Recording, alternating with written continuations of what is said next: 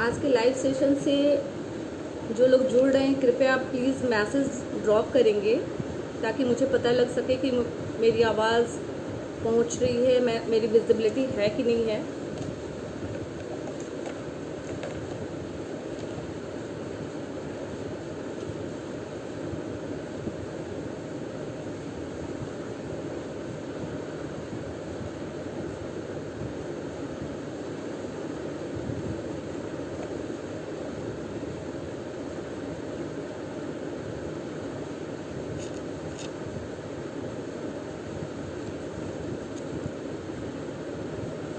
कौशल कुमार जी नमस्कार। मेरी आवाज़ पहुंच रही है आप लोग तक?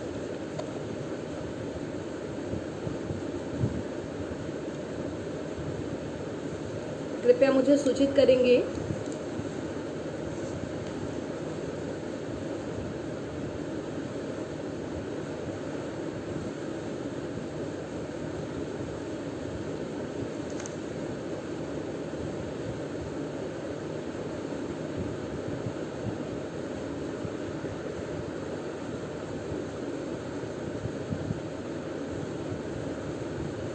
लाइक्स के बटन तो काफ़ी आ रहे हैं, लेकिन एक बार आप लोग मैसेज के थ्रू थोड़ा मुझे बताएंगे कि मेरी आवाज़ आ रही है कि नहीं आप तक।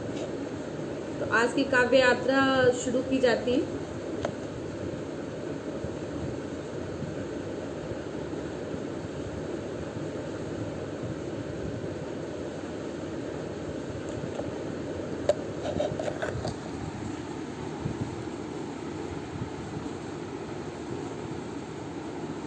कौशल कुमार जी ने हाँ जी रिप्लाई किया है। इट मीन्स कि मेरी आवाज़ आ रही है आप तक।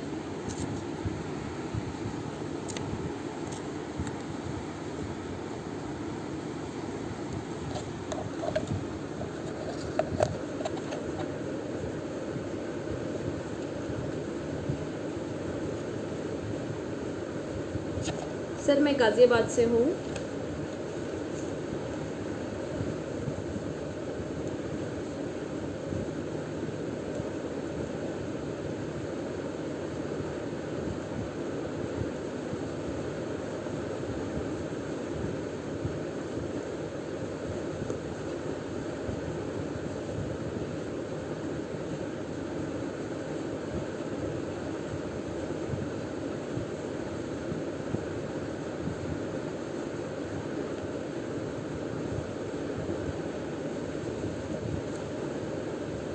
मेरी आवाज़ मीनाक्षी।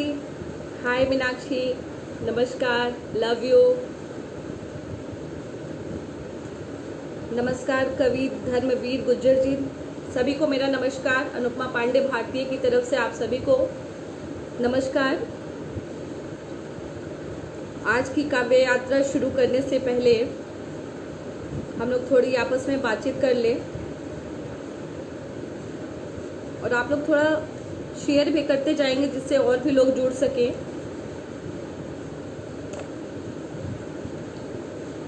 जी बहुत बहुत धन्यवाद। मेरी आवाज़ आ रही है आपको?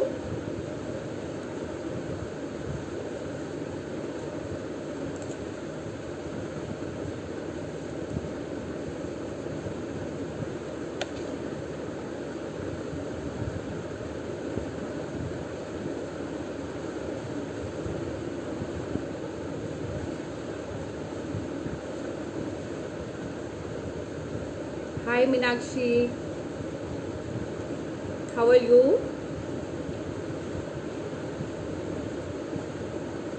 आज बिहार से भी मेरे मामा जी जुट गए हैं। जयशंकर पांडे जी नमस्कार। नितिन तिवारी नमस्कार, सभी को मेरा नमस्कार।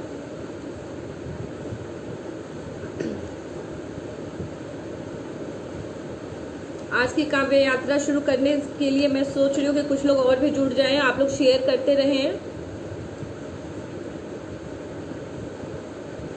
जितेंद्र राज जी हाय, कैसे हैं आप सब लोग?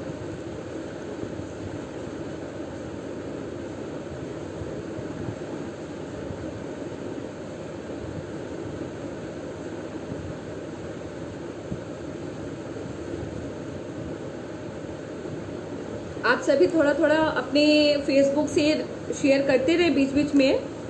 जिससे लोग बाग और जुड़ेंगे तो हम लोग आज की अपनी काव्य यात्रा शुरू करें।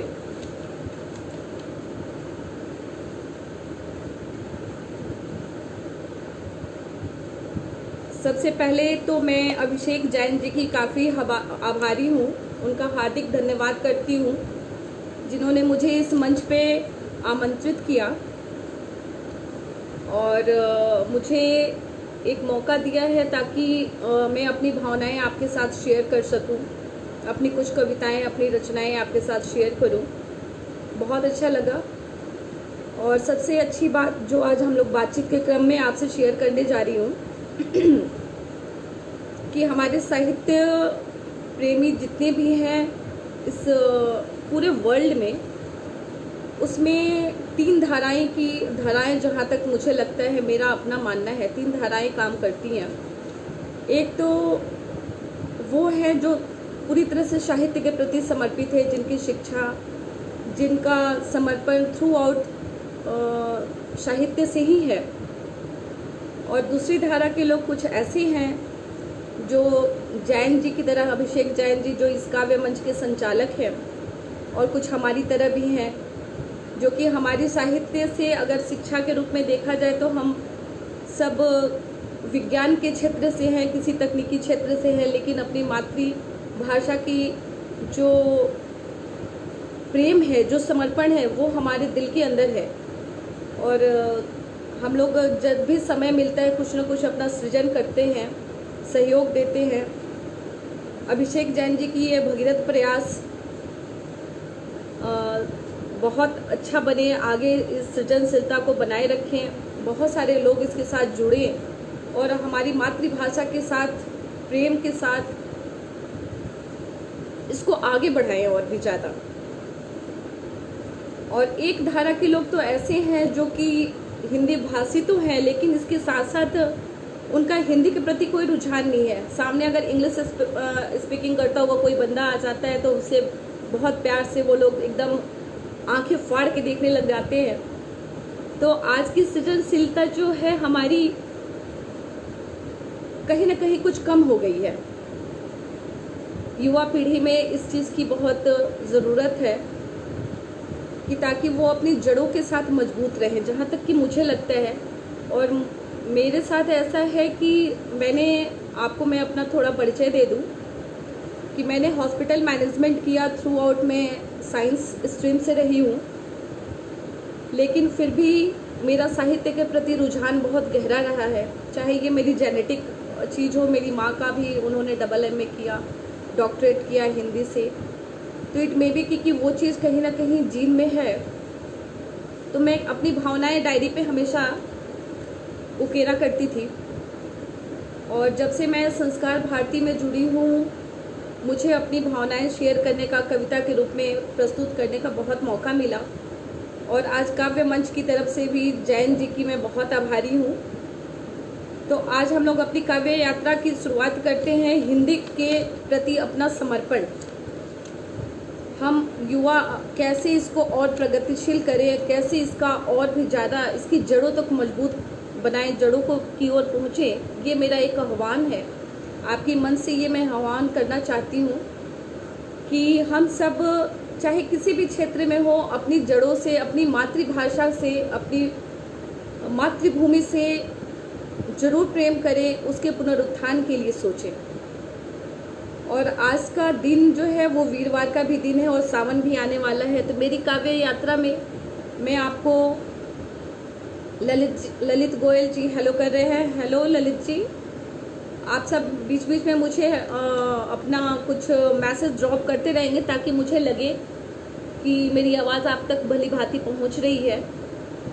मैं जो कहना चाह रही हूँ वो आप सब समझ पा रहे हैं, सुन पा रहे हैं अच्छे से। आज गुरुवार विष्णु भगवान का दिन है और सावन भी आने वाला है। हमारा हिंदी मास का सबसे पवित्र महीना जो है सावन का है। मैं सावन पे भी आपको एक छोटा सा अपना छोटी सी रचना सुनाऊंगी। उसके पहले हम लोग चलते हैं विष्णु भगवान की आज के दिन के लिए, थोड़ा उनका स्मरण करके अपनी आज की काव्य यात्रा शुरू की जाए। आप सब मुझे सुन पा रहे हैं? एक बार प्लीज़ कमेंट करेंगे।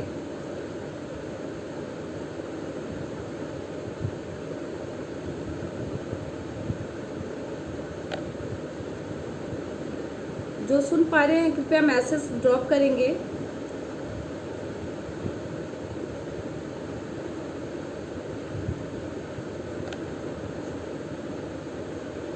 जी मेरी आवाज़ पहुंच पा रही है ना? Okay, thank you.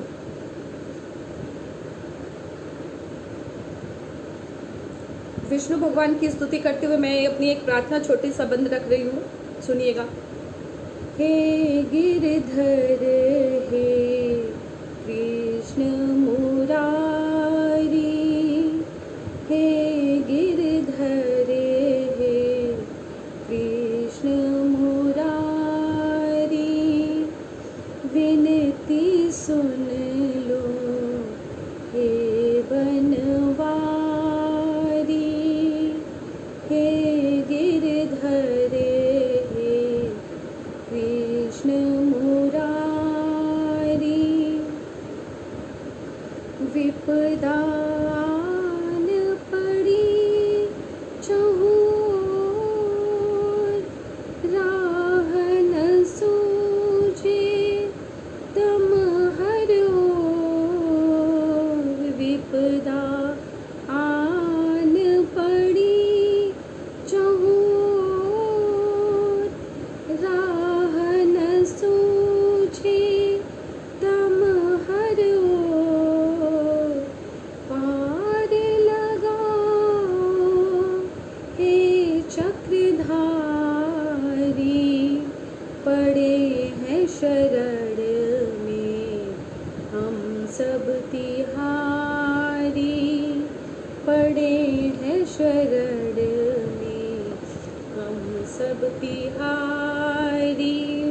विष्णु भगवान से हम सबको प्रार्थना करनी है कि इस कोरोना काल से हमें मुक्ति मिले, हम सभी की ज़िंदगी अपनी पटरी पे आ सके और सभी स्वस्थ रहें, एक दूसरे के साथ फिर उसी प्रेम के रूप में रहें। हमसे जो भी कोई भूल चूक हुई हो उसे माफ़ करके हमें हमारा मार्गदर्शन करे। हम सब भटकी राह से अपने, हम सब भटकी राह से अपने, मोह मद माया में उलझे, मोह मद माया में उलझे, राह दिखाओ हे त्रिपुरारी, राह दिखाओ हे त्रिपुरारी,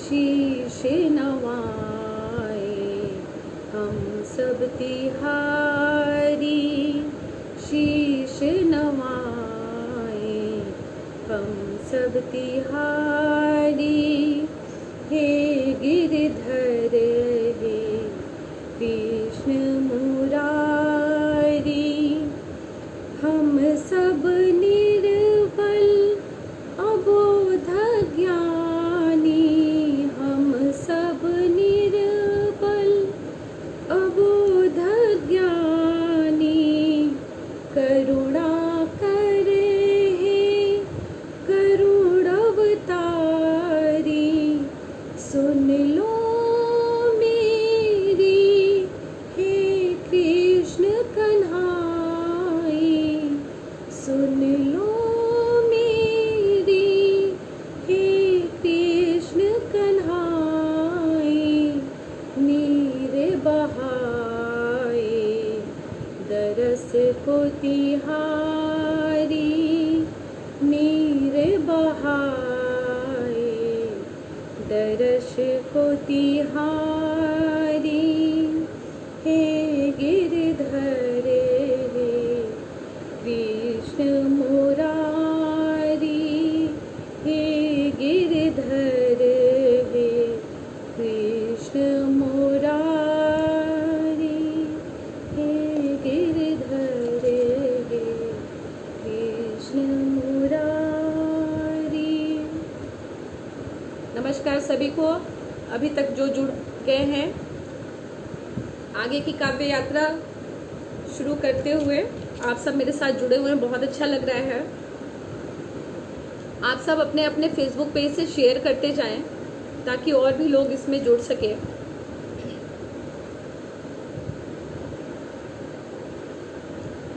सुनील कुमार जी, सतीश जैन, नवल जी,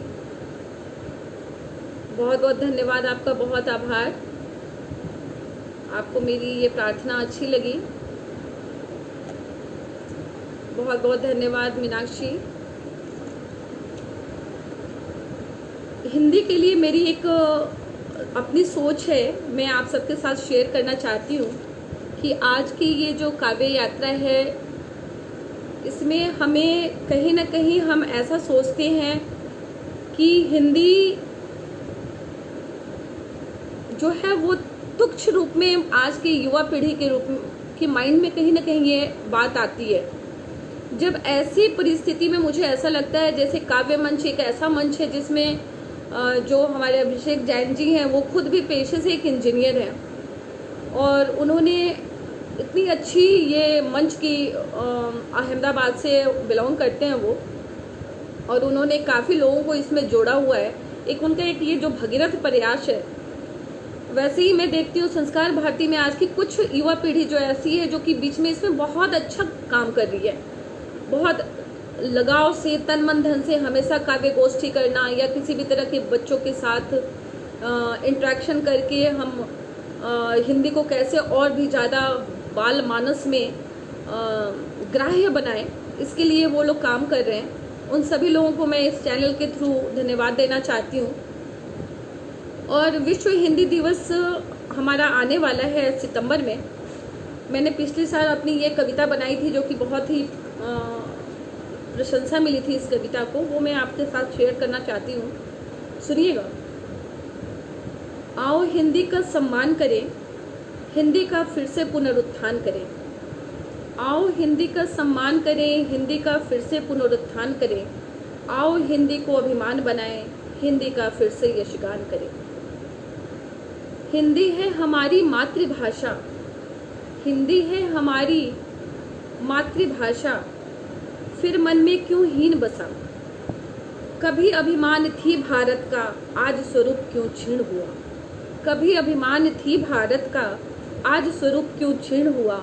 आओ हिंदी का सम्मान करें, हिंदी का फिर से पुनरुत्थान करें। कभी हमारी भाषा जो है समस्त विश्व में व्याप्त थी और आज ये है स्थिति कि हमारी भाषा को बोलने में हमारे ही बच्चे शर्मसार अगर महसूस करते हो तो ये ग्लानि का विषय है हम सबके लिए। वसुधैव कुटुंबकम रही हमारी पहचान, वसुधैव कुटुंबकम रही हमारी पहचान। अंग्रेजी उर्दू बनी हमारी शान, अंग्रेजी उर्दू बनी हमारी शान। निज मातृभाषा का भी ज्ञान रहे, अपनी हिंदी का भी मान रहे। आओ हिंदी का सम्मान करें, हिंदी का फिर से पुनरुत्थान करें। आगे का बंद देखेंगे। प्राचीनतम भाषा की प्रतीक हिंदी, प्राचीनतम भाषा की प्रतीक हिंदी, क्यों विदेशी भाषा समक्ष मूक हिंदी। आओ मिलकर हिंदी समृद्ध बनाएं, भारत का स्वर्णिम इतिहास फिर से दोहराएं।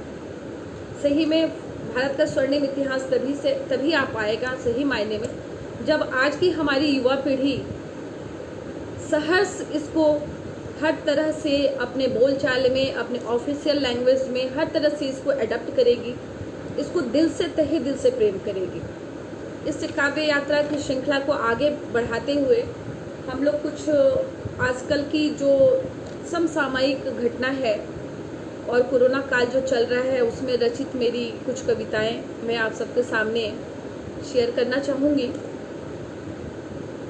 सबसे बड़ी बात तो चाहे जिस परिस्थिति बस ये कोरोना हमारे संकट हमारे देश में आया हो उसके अंदर हम नहीं जाते हैं, लेकिन एक मूलभूत कारण तो पर्यावरण का हनन, हमारा मूलभूत कारण तो किसी भी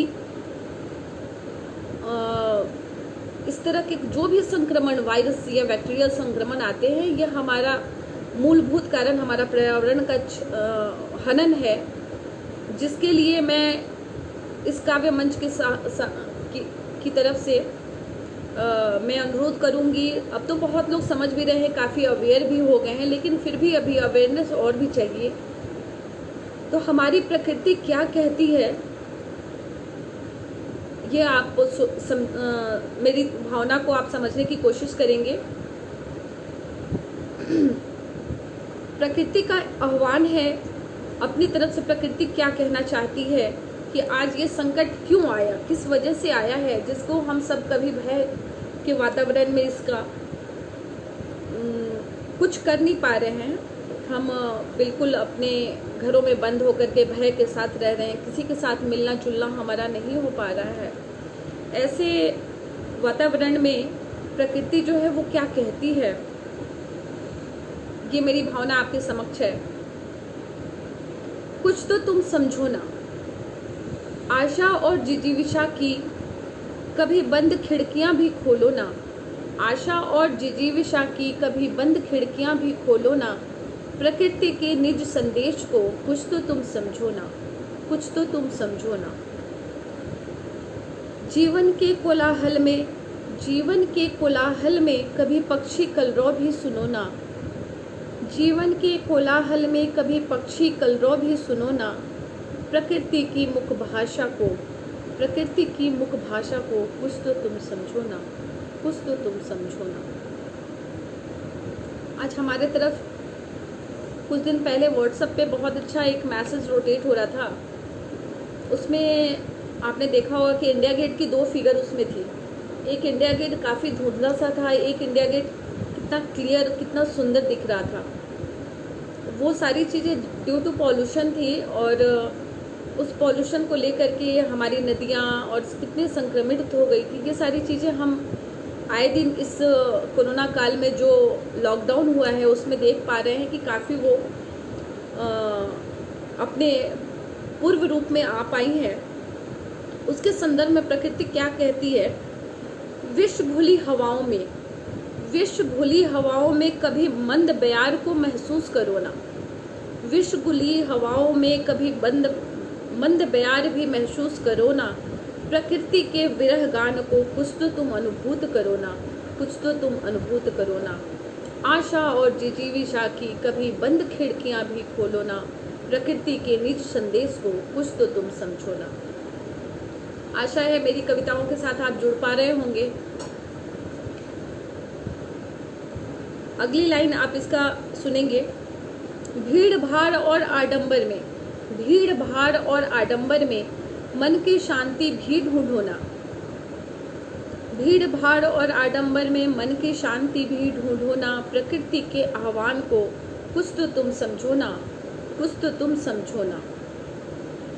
आज की पीढ़ी के लिए एक संदेश, दिशाहीन जीवन पथ में, दिशाहीन जीवन पथ में निज संस्कृति को भी अपनाओ ना, दिशाहीन जीवन पथ में निज संस्कृति को भी अपनाओ ना, प्रकृति के कातर क्रंदन को, प्रकृति के कातर क्रंदन को कभी तो तुम सुनो ना, कभी तो तुम सुनो ना, प्रकृति के निज संदेश को कुछ तो तुम समझो ना, कुछ तो तुम समझो ना।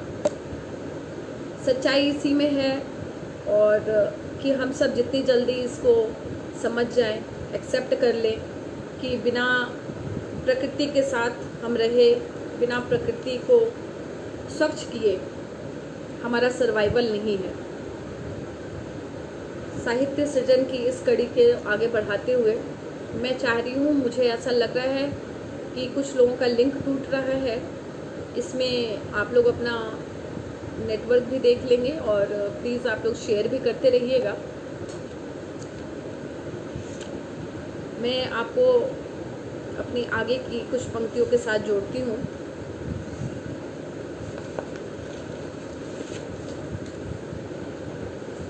और इस कोरोना काल में तो शुरू में सबसे जो दर्दनाक हादसा जो हम सबने देखा,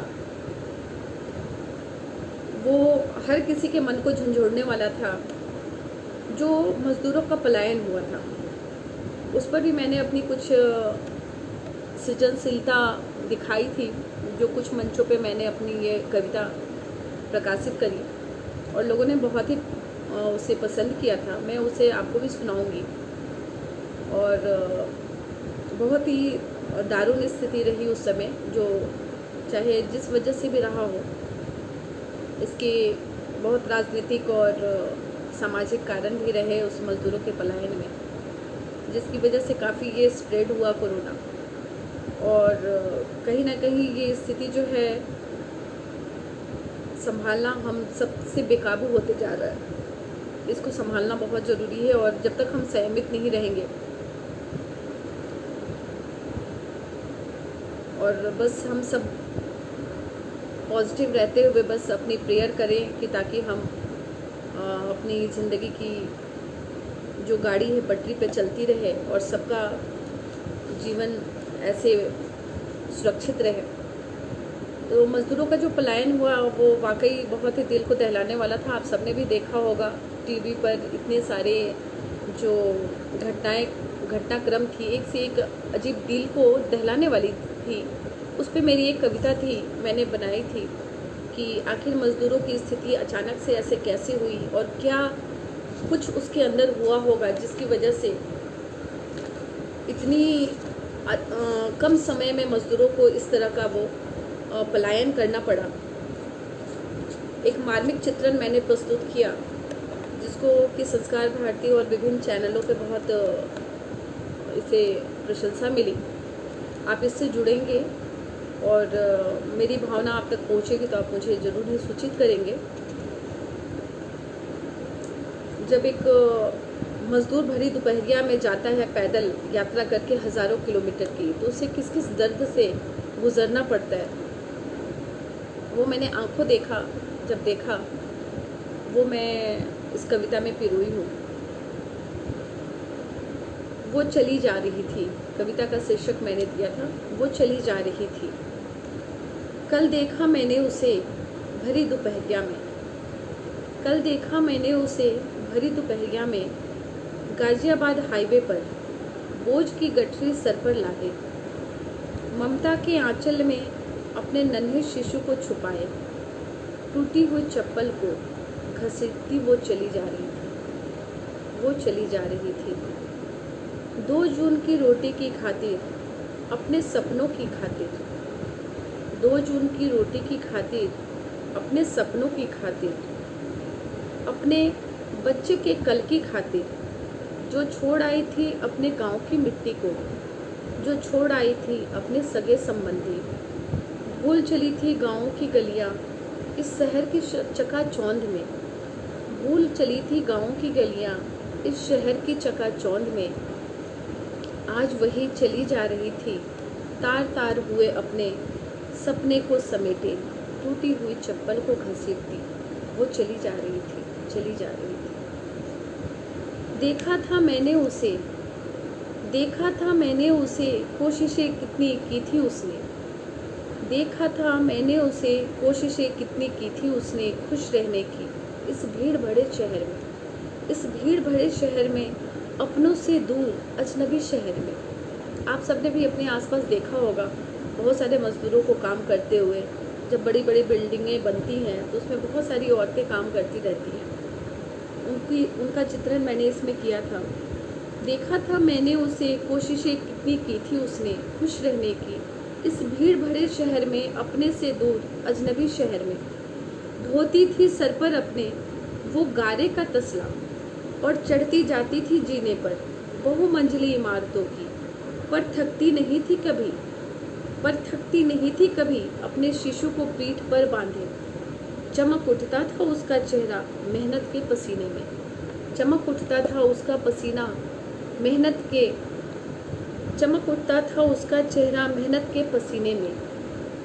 जोड़ रही थी पाई पाई अपने शिशु के कल के लिए, बुन रही थी ताने बाने अपना नीड़ सजाने के लिए।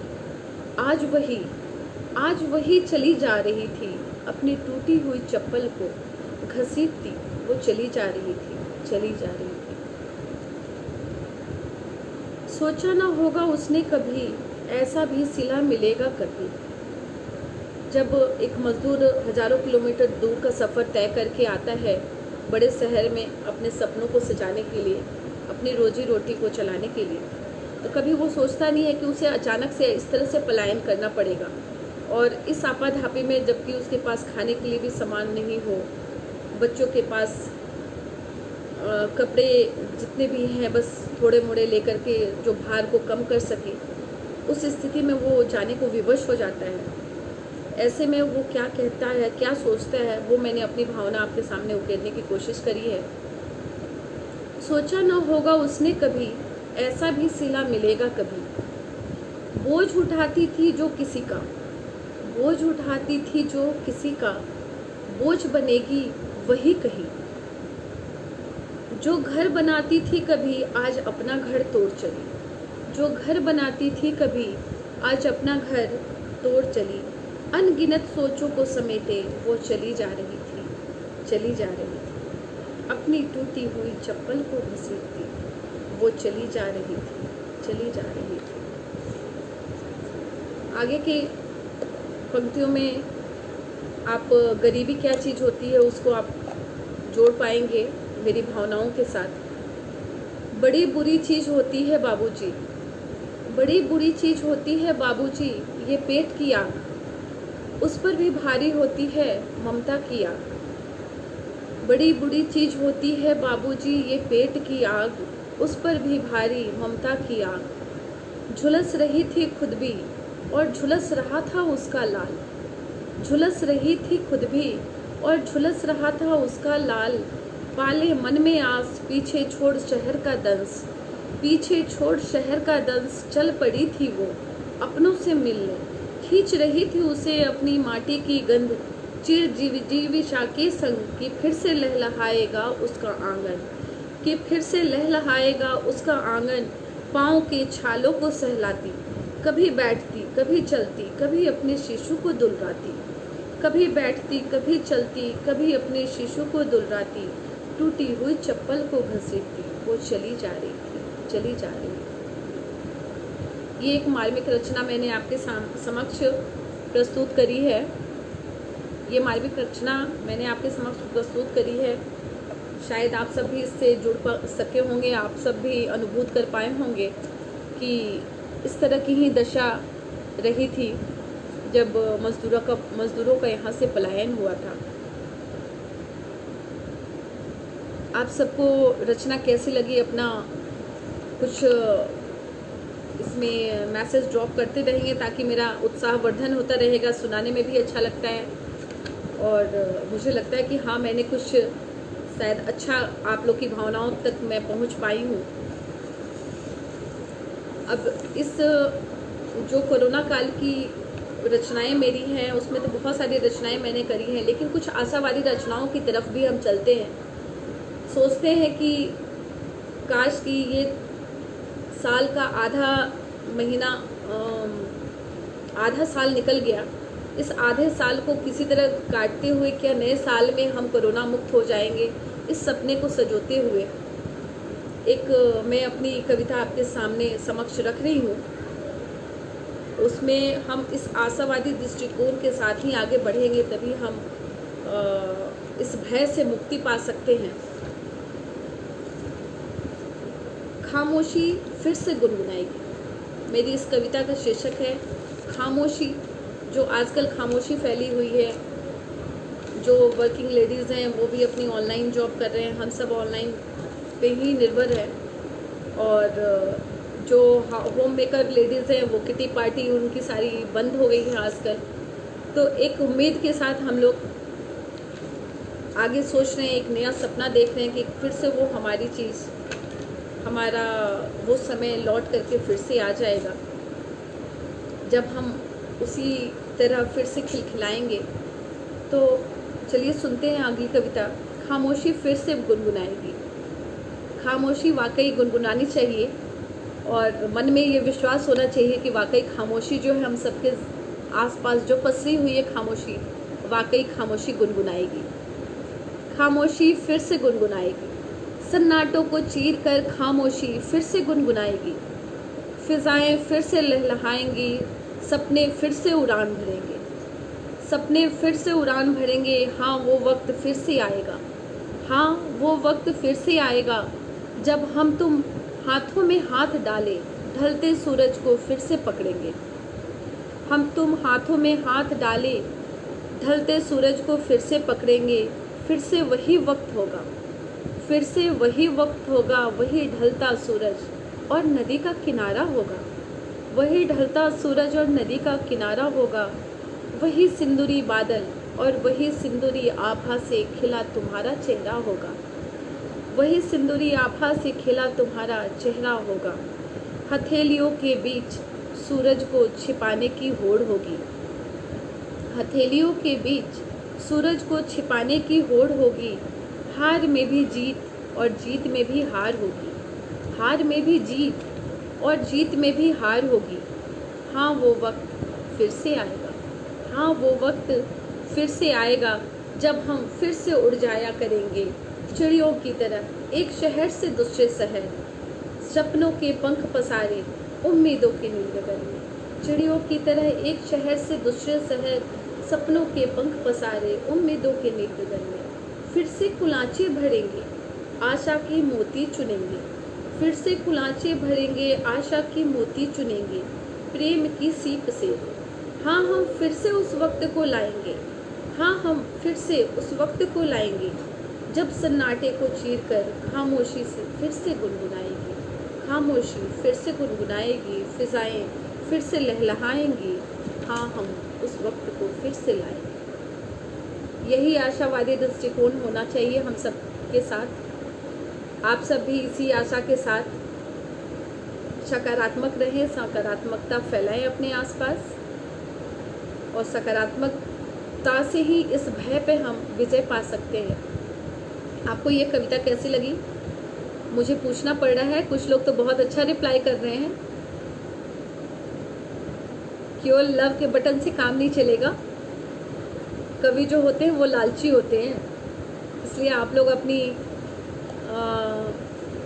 भावनाएं शेयर जरूर करें।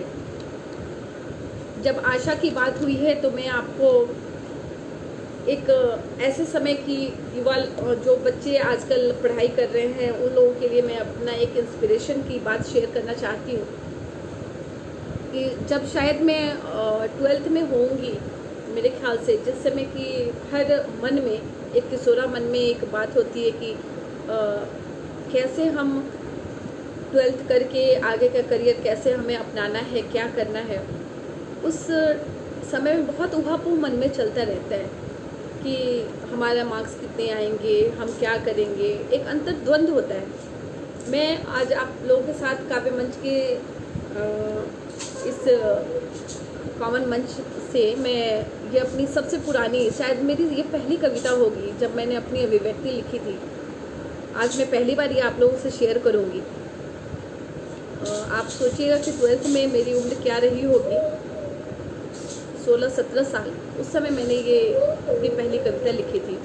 इस मंच को नमन करते हुए मैं ये अपनी पहली कविता आपके साथ शेयर कर रही हूँ।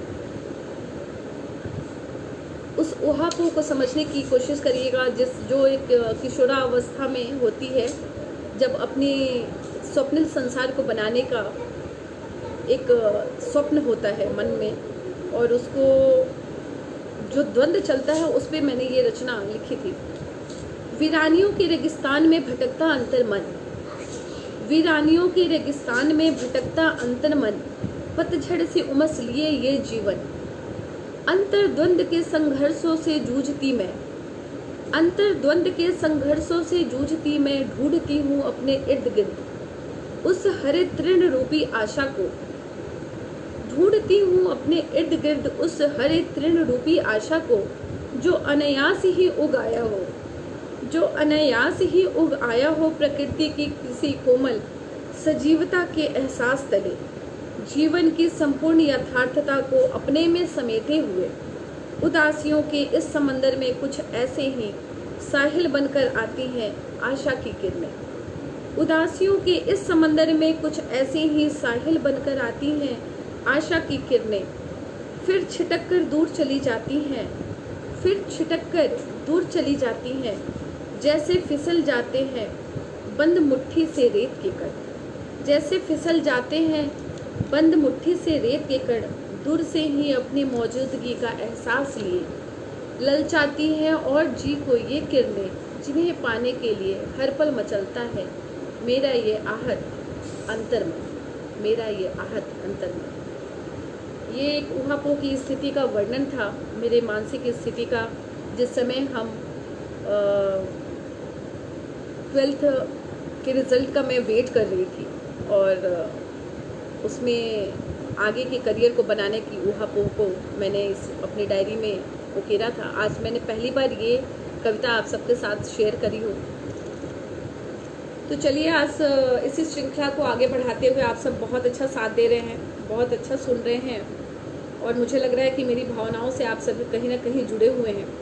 इतने अच्छे अच्छे कमेंट्स आए हैं मुझे, आप सभी का बहुत बहुत धन्यवाद, बहुत बहुत आभार। आप सब लोग मेरे साथ ऐसे ही जुड़े रहें। बहुत अच्छा लग रहा है मुझे आज आप सबके साथ इस काव्य मंच के साथ लाइव आते हुए। चलिए आज हम थोड़ी सी अपनी मातृभूमि की वंदना कर लेते हैं। और आजकल जो चीन और पाकिस्तान, नेपाल, ये सारे घुसपैठ जो चल रहे हैं और आतंकवादी तो नहीं कहेंगे, ये खुलेआम डाका डल रहे हैं और हमारे जवानों की इतनी जो जान जा रही है और अपूर्व शौर्य का जो प्रदर्शन हमारे जवानों ने किया, इस छद्म युद्ध जो छद्म युद्ध चल रहा है उस पर मैं अपनी भावना आपके साथ शेयर करना चाह रही हूँ कि आज का ये भारत क्या 1962 का भारत है? शायद नहीं। इस भावना से, इस स्वाभिमान से जोड़ते हुए मैं अपनी एक कविता भारत, आज का भारत कैसा है और कैसा होना चाहिए, आज की जो युवा पीढ़ी जिस तरह से जुड़ रही है इसके साथ, और आप देखिएगा मेरे इस अगली कविता में भारत नया बनाना है। ये हम सब की एक श्रृंखला है जो हमारे मन में बच्चे से लेके युवा से लेकर के बड़े सबके बीच के मध्य की जो श्रृंखला चलती है भावनाओं की, वही एक मजबूत भारत का सृजन करता है। उस संदर्भ में मैं अपनी एक कविता आपके को समर्पित करती हूँ इस मंच के द्वारा। भारत भूमि को नमन करते हुए मैं अपनी ये पंक्तियाँ रख रही हूँ, आपको सुनिएगा। भारत नया बनाना है, स्वाभिमान फिर से जगाना है। भारत नया बनाना है, स्वाभिमान फिर से जगाना है कंकरीले पथ दुर्गम रास्ते, आहत मन अधूरे सपने। है कंकरीले पथ दुर्गम रास्ते, आहत मन अधूरे सपने। अग्नि पथ से गुजरना है, देश को उबारना है। भारत नया बनाना है, स्वाभिमान फिर से जगाना है। इस ओजस्वी कविता के साथ मैं चाहती हूँ कि और भी ओजस्वी लोग इसके साथ जुड़ते रहें, अपने मैसेज को डालते रहें और देश के समर्थन में ज़रूर अपना इसमें मैसेज ड्रॉप करेंगे कि भारत नया बनाना है। 1962 का हमें भारत नहीं चाहिए। आज का भारत जो है स्वाभिमानी भारत है और ये स्वाभिमानी भारत आपके, हमारे और हम सब की, हम जाकर के सरहद पर लड़ नहीं सकते, लेकिन अपनी इस ओजस्वी वाणी से इस ओज का संचार कर सकते हैं जनमानस में, जो कि निश्चय ही दुनिया की सारी ताकतों से लड़ सकता है। तो भारत नया बनाना है, सुनिएगा, स्वाभिमान फिर से जगाना है कंकरीले पथ दुर्गम रास्ते, आहत मन अधूरे सपने। अग्नि पथ से गुजरना है, देश को उबारना है। भारत नया बनाना है, स्वाभिमान फिर से जगाना है। मैं उन सैनिकों को ये अपनी लाइन समर्पित कर रही हूँ, चंद पंक्तियाँ। व्यर्थ न होगा प्रण तुम्हारा, व्यर्थ न होगा प्रण तुम्हारा, देश उन्नत समृद्ध बनेगा। जन जन का अभियान बनेगा, सैन्य शौर्य अमरगान लिखेगा। भारत नया बनाना है, स्वाभिमान फिर से जगाना है। बहा स्वेद रक्त नव सृजन में, बहा स्वेद रक्त नव सृजन में, जन भारत वंदन करता है, जन भारत वंदन करता है। अभिमान अखंड भारत का, अभिमान अखंड भारत का, रिपु दर्प मर्दन करता है। स्वाभिमान फिर से जगाना है, भारत नया बनाना है, भारत नया बनाना है। आप सबकी भावनाएं मेरे साथ हैं, बहुत बहुत आभार आप सबको, बहुत बहुत धन्यवाद। आप सब सुन रहे हैं, बहुत अच्छा लग रहा है, कमेंट आ रहे हैं, भारत नया बनाना है। सत्यम रुद्र जी बहुत बहुत धन्यवाद आपका। राजेश कत्यम जी बहुत बहुत धन्यवाद। बहुत आभार। मीनाक्षी जैन गुप्ता, बहुत बहुत आभार आपका। आप सभी इस श्रृंखला से जुड़े हुए हैं, बहुत अच्छा लग रहा है कि ये 45 मिनट का सफ़र कैसे चला गया समझ में नहीं आ रहा है। और मैं थोड़ा सा आपको हास्य और व्यंग की तरफ एक रचना अपनी लेके चलती हूँ। उसी के साथ मैं कोशिश करूँगी कि इस काव्य यात्रा को समाप्त करने की। एक बड़ी विचित्र सी बात हुई थी, लेकिन उसके पीछे भी कहीं ना कहीं कुछ बात रही ही थी। सब लोग जानते हैं, जिस समय की सारी लॉकडाउन में सारी चीज़ें बंद थी और हमारी शराब के ठेके की दुकानें खुल चुकी थी, उस पर मैंने एक गज़ल, तो आप नहीं कहेंगे उसे, लेकिन गज़ल के रूप में ही एक मेरी रचना है जो आपके सामने समक्ष में। सत्यम रुद्र, ओके, मुजफ्फरपुर से हैं, बहुत बहुत धन्यवाद। एहसाने जाम, एहसाने जाम, जिस समय लॉकडाउन हुआ था और शराबबंदी पे बहुत सारी कवियों ने बहुत अच्छी अच्छी कविताएं लिखी थी, मशकरी भी करी थी। उसी संदर्भ में मेरी भी कुछ लाइनें आपको समर्पित करती हूँ। नजरों से जाम पिलाने की अदा अब पुरानी हो गई, नजरों से जाम पिलाने की अदा अब पुरानी हो गई, जब से मैं खानों पे दीदार रौनके बहार हो गई, जब से मैं खानों पे दीदार रौनके बहार हो गई। नजरों से जाम पिलाने की अदा अब पुरानी हो गई, नजरों से जाम पिलाने की अदा अब पुरानी हो गई, जब से मैं खानों पे दीदार रौनके बहार हो गई। तलब अब कुछ ऐसी, तलब अब कुछ ऐसी बेइंतहा हो गई, तलब अब कुछ ऐसी बेइंतहा हो गई, मौत का खौफ भी अब रेजा रेजा हो गई। सोशल डिस्टेंसिंग की पूरी तरह से धज्जियाँ उड़ चुकी थी और शराब इस कदर लोगों में नशा के रूप में है, वो उस समय देखने को आया था। उस पर ये मेरी पंक्ति थी, तलब अब कुछ ऐसी बेइंतहा हो गई, तलब अब कुछ ऐसी बेइंतहा हो गई, मौत का खौफ भी अब रेजा रेजा हो गई। इंसानियत का फ़र्ज अब अदा कौन करे, इंसानियत का फ़र्ज अब अदा कौन करे, जब तलब ही मोहब्बत पर फना हो गई, जब तलब ही मोहब्बत पर फना हो गई। कम जर्फी का तो आलम कुछ यूं है अनु, कम जर्फी का तो आलम कुछ यूं है अनु, एहसाने जाम हंसकर कौम जब टकराने लगी, एहसाने जाम हंसकर जब कौम टकराने लगी। बहुत बहुत धन्यवाद आपका। आप सब ने बहुत अच्छा सुना, मुझे मेरा उत्साहवर्धन किया इस काव्य मंच का, और इस सारी साहित्य प्रेमी सारे सुधी जनों का मैं हार्दिक धन्यवाद करती हूँ। आप सब इसी तरह काव्य मंच से जुड़े रहें। साथ ही आप मेरी कविताओं के लिए आप प्रतिलिपि पर भी जा सकते हैं, यूट्यूब पर भी जा सकते हैं। मेरी अभिव्यक्ति करके मेरा एक चैनल है यूट्यूब पर, जहां आपको मेरी कविताएं आपको मिलेंगी, आप उससे जुड़िए। मेरी प्रतिलिपि पर भी मेरी रिटन कविताएं हैं, उस पर आप जुड़ करके आप उस पर अपनी लाइक्स, कमेंट, अपनी भावनाएं शेयर करिए। और आज के इस काव्य यात्रा में मेरा साथ देने के लिए आप सबका बहुत बहुत धन्यवाद, बहुत बहुत आभार। और अभिषेक जैन जी की मैं और इनकी पूरी टीम की मैं हार्दिक धन्यवाद ज्ञापित करती हूँ, अपना आभार ज्ञापित करती हूँ। आप इसी तरह साहित्य सृजन के साथ इस श्रृंखला को आगे बढ़ाते चलिए, और हमें जब भी आप बुलाएंगे हम सहर्ष आपके मंच के ऊपर अपनी नई सृजन शक्ति के साथ, सृजनशीलता के साथ उपस्थित रहेंगे। और इसी तरह हम अपने भारत को नया बनाने के लिए और अपनी हिंदी को आगे बढ़ाने के लिए कृत संकल्प रहें और एक दूसरे का ख्याल रखें, सुरक्षित रहें, संयमित रहें। जय हिंद, जय भारत, नमस्कार।